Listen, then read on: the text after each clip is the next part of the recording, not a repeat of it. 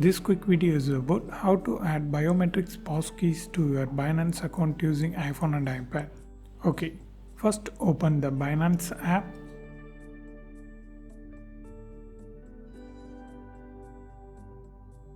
Then click over the top left corner. Then touch here. Now you will see this option called security. Just click that. Now you will see this Passkeys option. Touch that. Then tap Add Passkey. Here tap Turn on iCloud keychain. Then tap Passwords and keychain. Here turn on Sync this iPhone option.